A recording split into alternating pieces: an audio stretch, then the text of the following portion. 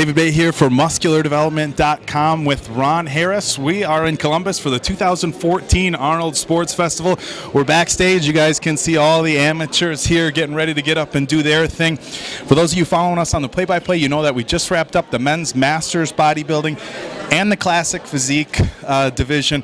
Ron, the masters bodybuilding, you know, you're a masters competitor. You've been at the, the masters nationals that we have for NPC. Left a little bit to be desired here today.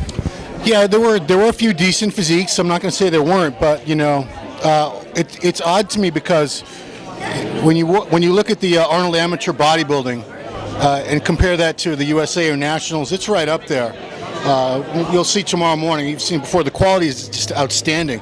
But I was not impressed with the overall quality of the masters. They didn't have a whole lot of competitors. I suspect a lot of the guys who are masters just chose, and really good, just decided to do the open bodybuilding amateur tomorrow. And again, unlike the NPC larger national shows with the masters, there was no weight divisions. There was just an over 40 division and an over 50 division. And you get such a wide range of physiques.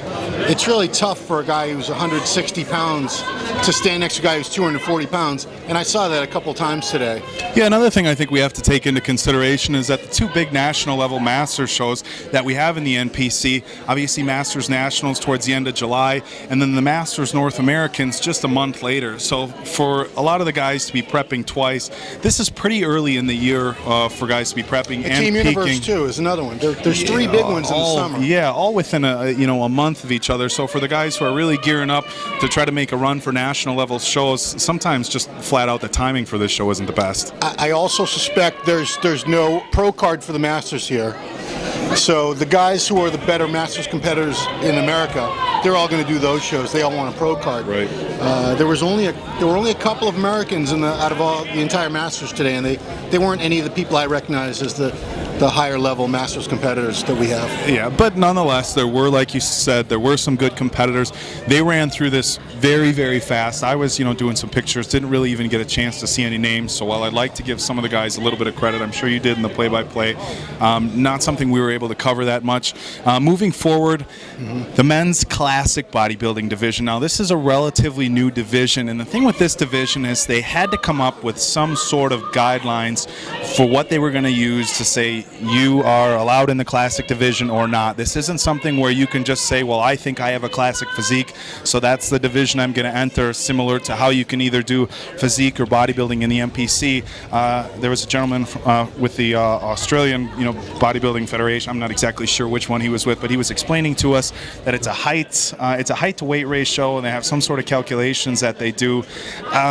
The thing that I seem to find is there's, and I know it's classic, but when we talk about classic bodybuilding, we think classic aesthetics, not just smaller guys. Yeah. And if I look at guys today like Sean Roden or Cedric McMillan or even Ed Nunn, some guys that we'll see here this weekend, we think broad shoulders, wide waist, good quad sweeps. And what I saw in this classic division is you're basically just putting guys who are smaller in. It's not necessarily better aesthetics than an open division, it's just smaller guys.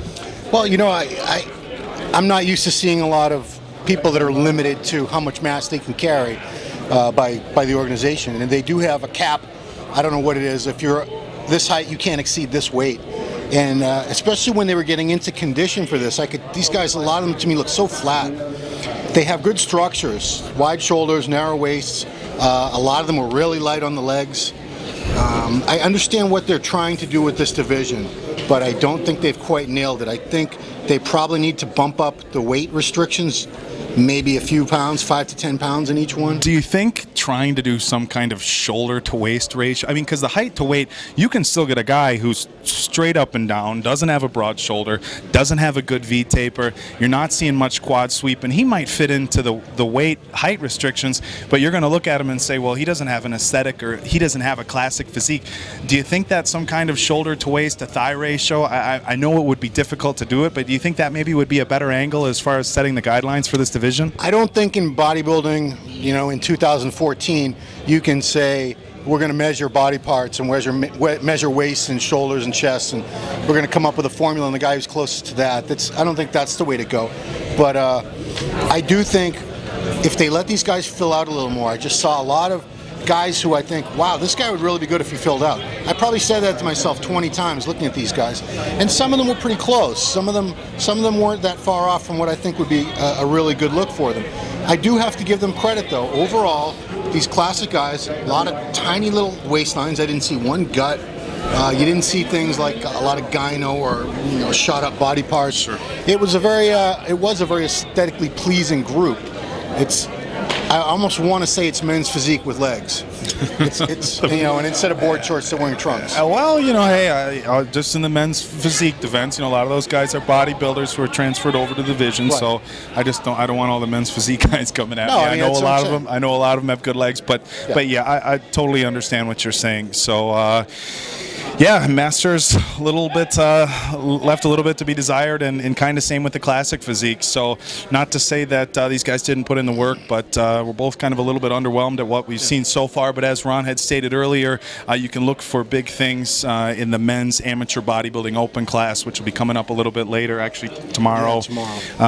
As you can see back here, we have well, they're all cleared out now. So we have some of the girls heading up on stage pretty quick. So Ron and I are going to wrap things up, see if we can't bring you guys a little bit of coverage. So for David Baye and Ron Harris, this is MuscularDevelopment.com at the 2014 Arnold Sports Festival.